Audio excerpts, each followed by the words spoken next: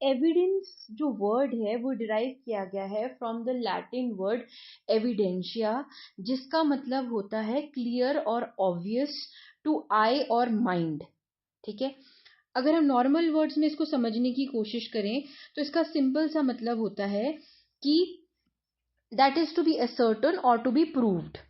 तो इस एविडेंस की जो डेफिनेशन है वो सर स्टीफन जेम्स ने हमको दी थी, और इन्होंने इस डेफिनेशन में बहुत ही सब कुछ इंक्लूड किया, and it is a very beautiful definition. It states evidence means and include all the statements which the court permit or requires to be made before it by the witness or by production of document or other material which are used to be prove or disprove the fact in issue in a case.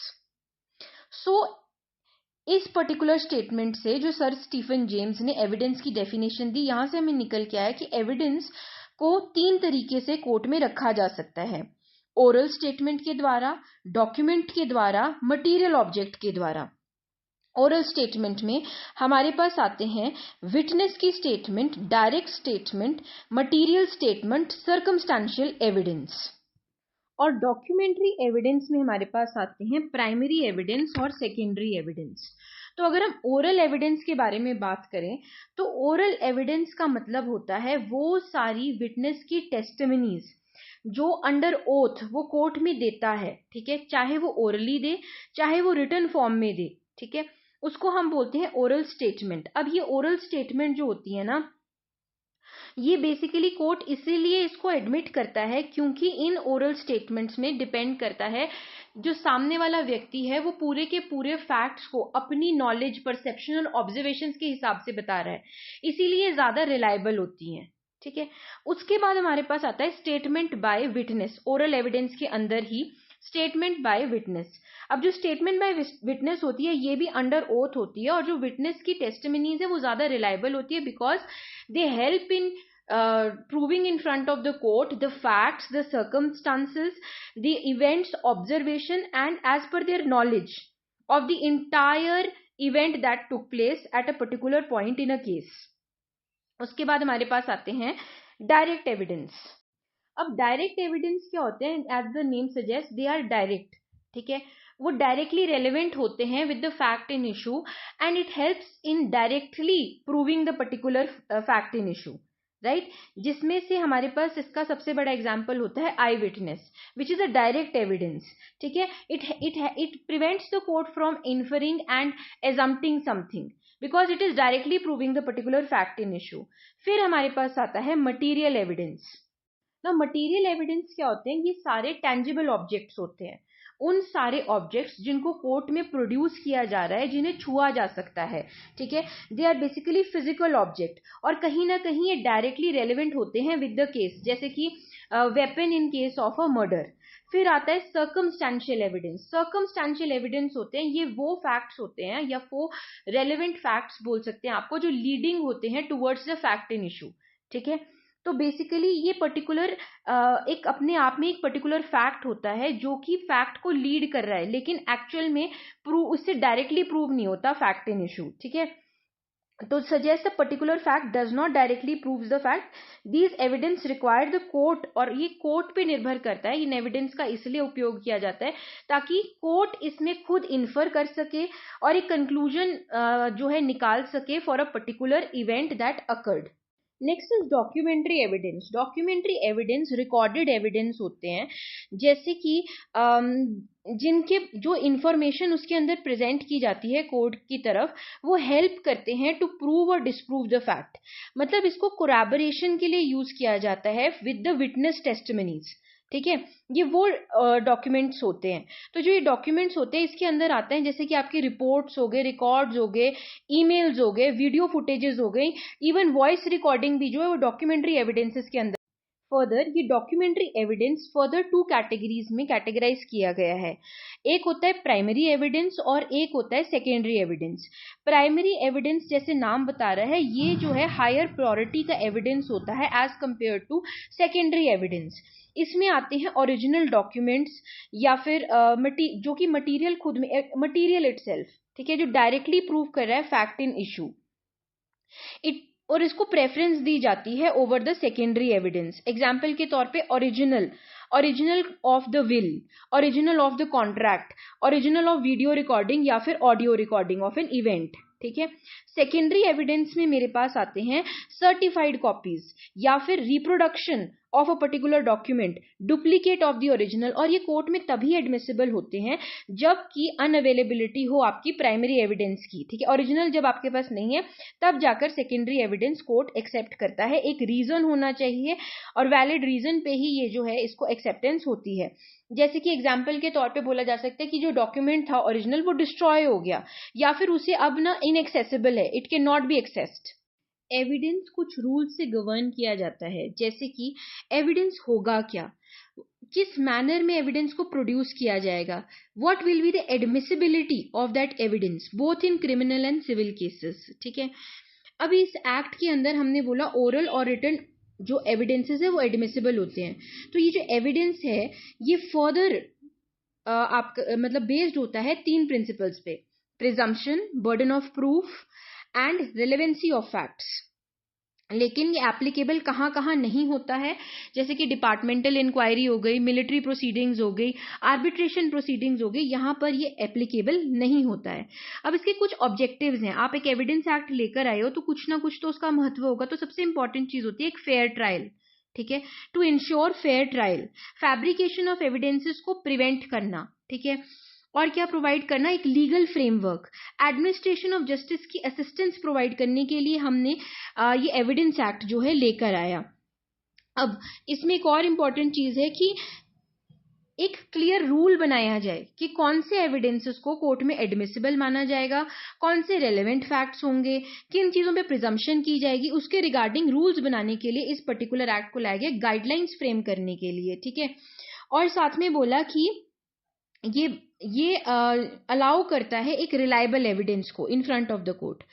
अब आती है कि I already told applicability, civil and criminal proceedings, oral and written documentations, digital records भी admissible होते हैं, लेकिन कहाँ कहाँ एप्लीकेबल नहीं होता, मिलिट्री ट्रिब्यूनल्स, आर्बिट्रेशन प्रोसीडिंग्स और साथ में डिपार्टमेंटल इंक्वायरी पर। अब हम आ जाते हैं CJI पर। ठीक है, अभी मैं CJI क्यों बोल रही हूँ, CJI इसलिए बोल रही हूँ ताकि हमें याद हो सके कि सेक्शन 2 में CJI में मेरी डेफिनेशन गिवन है। C बोलता है डिसप्रूफ, J बोलता है मेरा प्रूव्ड और I बोलता है नॉट प्रूव्ड। तो यहां से याद करना इजी हो गया CJI।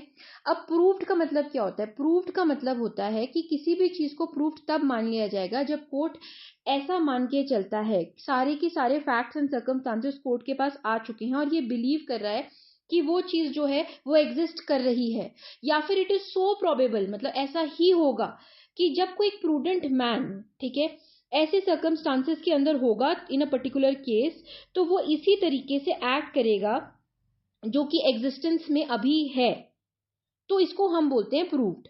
फिर आ जाते हैं डिसप्रूफ के ऊपर। डिसप्रूफ का मतलब होता है दैट इज कि वही सेम चीज, the fact is said to be disproved after considering the matters before the court that court may believe either it does not exist और consider non-existence is so probable that a prudent man ought under circumstances of a particular case to act upon superposition that it does not exist. मतलब disprove का मतलब जो prove नहीं हो पा रहे, लेकिन इसको हमने प्रूडेंट मैन के हिसाब से देखा है, मतलब जब कोई एक सामान्य व्यक्ति उस पर्टिकुलर सिचुएशन में होगा तो क्या वो सिचुएशन में वैसे ही एक्ट करेगा, क्या वही फैक्ट्स एंड सर्कमस्टांसेस एक्ट होंगे जब उस सिचुएशन के अंदर उस व्यक्ति को रखा जाएगा। अगर हाँ तो मतलब प्रूव्ड हो गया, अगर ना तो वो डिसप्रूव्ड हो गया। और अब हम आ जाते हैं आई पे, जो बोलता है नॉट प्रूव्ड। नॉट प्रूव्ड का मतलब क्या होता है, neither it is proved nor it is disproved. ठीक है, जब कोई पर्टिकुलर फैक्ट को ना ही प्रूव किया जा रहा है ना ही डिसप्रूव किया जा रहा है, तो वो आ जाता है कैटेगरी के अंदर नॉट प्रूव्ड में, अंडर 2I। जो HBL लिखा गया है ये सेक्शन 2 का HBL है। ठीक है, ताकि आपको समझ आ सके कि मे प्रिज्यूम जो है वो H में गिवन है, जो आपका कंक्लूसिव प्रूफ है वो B में गिवन है, और L stands for shell presume, ये आपका किस में गिवन है, आपका 2L में गिवन है। इसके लिए ये HBL जो है हमने यूज किया है। तो अब हम प्रिजम्पशन स्टार्ट करने जा रहे हैं। प्रिजम्पशन का मतलब होता है कि कोई भी ऐसी इन्फ्रेंस या एजम्पशन जो कोर्ट ड्रॉ करती है किसी पर्टिकुलर फैक्ट या सिचुएशन के रिगार्डिंग, और वो मान के चलती है कि ये ट्रू है, it is said to be true until it is disproven to be contrary. ठीक है, अब इस प्रिजम्पशन को हम फर्दर कैटेगराइज करते हैं दो तरीके से, प्रिजम्पशन ऑफ फैक्ट और प्रिजम्पशन ऑफ लॉ की कैटेगरी में। तो पहले हम पढ़ेंगे प्रिजम्पशन ऑफ लॉ। इसका क्या मतलब होता है कि कोर्ट जो है वो बाधित है अंडर लॉ, यानी कि it is bound that it will presume, वो ऐसा प्रिज्यूम करके ही चलेगी, मान के यही चलेगी एट फर्स्ट इंस्टांस, क्योंकि उसको एक पर्टिकुलर एक्ट के द्वारा जो लेजिस्लेशन ने लेकर आया है वो ये डायरेक्ट किया है कि कोर्ट एट फर्स्ट इंस्टांस ये मान के चलेगी कि ये पर्टिकुलर फैक्ट जो है वो ट्रू ही है। तो presumption which law itself make which court must follow unless it is disproven by the evidence to the contrary। जब तक उसके खिलाफ कोई एविडेंस नहीं दिया जाता तब तक कोर्ट यही मान के चलेगा। अब इसी के अंदर जो प्रिजम्पशन होती है ऑफ लॉ, ठीक है, क्योंकि वो आपको किसने दिया है, एक लेजिस्लेशन के बिल के थ्रू आपको वो प्रिजम्पशन कोर्ट को मान के चलनी है। इसमें हमारी दो तरह की जो प्रिजम्पशन होती है, एक होती है रिब्यूटेबल मैंडेटरी प्रिजम्पशन और दूसरी होती है इररिब्यूटेबल मैंडेटरी प्रिजम्पशन। अब ये देखो, मैंडेटरी लिखने का मतलब ये हुआ है कि ये रिब्यूट तो की जा सकती है बट फर्स्ट इंस्टांस में मानना यही जाएगा कि जो आपने प्रिज्यूम किया है, ठीक है, प्रिज्यूम कोर्ट को यही करके चलना है कि हाँ यही सत्य है जब तक आप कोई फैक्ट लेकर नहीं आते हो। तो हमारा सबसे पहले आता है रिब्यूटेबल प्रिजम्पशन, ठीक है, जिसमें हम यूज करते हैं शैल प्रिज्यूम। और शैल प्रिज्यूम का मतलब क्या होता है कि हम ये मान के चलेंगे, तो HBL में L जो है वो शैल प्रिज्यूम है। The presumption of law is to establish certain fact and situation where the court are duty bound, यहाँ पर कोर्ट ड्यूटी बाउंड है कि कंसिडर करेगा किसी फैक्ट को true until it is proven contrary. और बर्डन ऑफ प्रूफ जो होता है इन केस ऑफ रिब्यूटेबल प्रिजम्पशन में वो लाई करता है उस पार्टी के ऊपर जो पार्टी इस पर्टिकुलर फैक्ट को डिस्प्यूट करना चाह रही है। प्रिजम्पशन ऑफ लॉ के अंदर एक और प्रिजम्पशन होती है इररिब्यूटेबल मैंडेटरी प्रिजम्पशन, यानी कि वैसी प्रिजम्पशन जिसको रिब्यूट नहीं किया जा सकता है, कोर्ट उसके खिलाफ कोई भी एविडेंस को एडमिसिबल नहीं करेगा। इसके अंदर आता है आपका कंक्लूसिव प्रूफ, जो B यानी कि HBL के B टू B में गिवन है कंक्लूसिव प्रूफ। इसका मतलब ये होता है कि अगर एक फैक्ट को प्रूव कर दिया जाता है तो दूसरा फैक्ट अपने आप में ही प्रूवन माना जाएगा, ठीक है, और उसके खिलाफ एविडेंस नहीं दिए जाएंगे।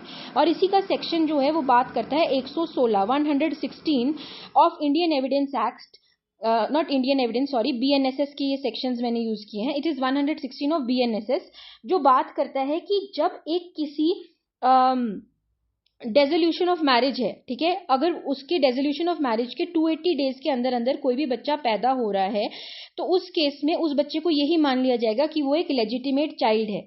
ऐसे में एक और सेक्शन है सेक्शन 35 जो बात करता है relevancy of certain judgment in probate etcetera jurisdiction. Probate का मतलब होता है कि कोई लीगल प्रोसेस जो वैलिडेट करता है डिक्री और विल से रिगार्डिंग, तो उससे भी रिलेटेड कुछ ऐसे प्रोविजंस दिए गए हैं जहां पर लिखा गया है कि आपके ये कंक्लूसिव प्रूफ माने जाएंगे जब जो प्रोसीजर विल से रिगार्डिंग एक डेथ व्यक्ति के प्रोसीजर मतलब जो उसने विल बनाई है उसके रिगार्डिंग जो प्रोसीजर फॉलो हो रहा है उसमें भी उसको कंक्लूसिव प्रूफ मान लिया जाएगा। तो दो सेक्शन है 116 और सेक्शन 35। नेक्स्ट कम्स मे प्रिज्यूम, यानी कि प्रिजम्पशन ऑफ फैक्ट करना, ठीक है।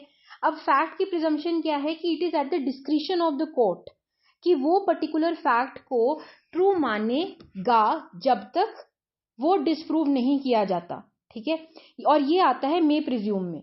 और मे प्रिज्यूम की डेफिनेशन भी हमारे को ये चीज बोलती है कि it may either regard such fact as proved, either regard यानी कि कोर्ट में रिगार्ड सर्टन फैक्ट को वो ईदर मान के चलेगा कि वो प्रूव्ड है until and unless it is disproved, ठीक है। और शैल प्रिज्यूम उसके बाद शैल प्रिज्यूम में तो हमने बता दिया था कि वो क्या है, मान के यही चलता है कि वो जो है वो ट्रू है। तो यहाँ पे ईदर प्रूव का जो है वर्ड आ गया है शैल में प्रिज्यूम में। नाउ अब प्रिजम्पशन ऑफ फैक्ट को हम बोलते हैं प्रिजम्पशो होमिनस, और मैं सॉरी वो बताना भूल गई, जो प्रिजम्पशन ऑफ आपका लॉ होती है उसे बोलते हैं प्रिजम्पशो जूरिस। ना प्रिजम्पशो होमिनस का मतलब क्या है, फैक्ट को मान के चलेंगे कि ये ट्रू है until it is proven to be wrong, और वो कोर्ट के ऊपर कंप्लीट डिस्क्रिशन में होता है। एग्जाम्पल के तौर पे इसमें हम लेके चलते हैं कि जब एक पर्सन 7 ईयर्स के लिए मिसिंग होता है तो उसे मान लिया जाता है कि वो मर गया है, उसकी मृत्यु हो गई है। तो ये तब तक एज इट इज माना जाएगा कोर्ट के द्वारा जब तक कोई और व्यक्ति आकर उसको प्रूव नहीं करता कि द पर्सन स्टिल एग्जिस्ट, वो एग्जिस्ट करता है। ठीक है, और ये रिब्यूटेबल प्रिजम्पशन होती है, इसे रिब्यूट किया जा सकता है। अब मे प्रिज्यूम जो है कि जब किसी एक्ट को हम मे प्रिज्यूम बोलते हैं, जब कोर्ट हैज, उसमें कोर्ट की डिस्क्रिशन होती है, ये मैंने आपको बता दिया। अब जो मे प्रिज्यूम है भारतीय साक्ष्य अधिनियम के अंदर सेक्शन 82, सेक्शन 89, सेक्शन 90 और 119 में ये मे प्रिज्यूम जो है लिखा गया है। और ये बोलता है कि जब आप एक सर्टिफाइड कॉपी किसी फॉरेन जजमेंट की लगाते हो, ठीक है, तो वो क्या होता है, उसमें कोर्ट मे प्रिज्यूम करता है, लेकिन आप उसमें रिब्यूट कर सकते हो। या फिर कोई ऐसी एक 89 में बोलता है प्रिजम्पशन ऑफ बुक्स मैप्स, कि बुक्स में जो मैप्स गिवन है उससे रिलेटेड वो क्या है, प्रिज्यूम करके चलेगा कि हाँ ये सही ही होंगे। या फिर इलेक्ट्रॉनिक मैसेजेस हैं, जो इलेक्ट्रॉनिक मैसेजेस हैं उनको एट फर्स्ट इंस्टेंस कोर्ट यही मान के चलेगा कि ये सही ही हैं, जब तक आप इन्हें रिब्यूट नहीं करते हैं। और क्या है, कुछ और ऐसे सर्टेन फैक्ट्स हैं जो 119 में गिवन है, जिसमें कोर्ट ये मान के चलेगा कि आप ये फैक्ट्स ट्रू हैं। तो यहाँ पर हमारा मे प्रिज्यूम खत्म हो गया। अब हमारे पास नेक्स्ट जो हम स्टार्ट करेंगे वो है हमारे पास connected facts, closely related fact और रेलेवेंट फैक्ट। उसके बाद सारे सेक्शंस हमारे स्टार्ट होंगे।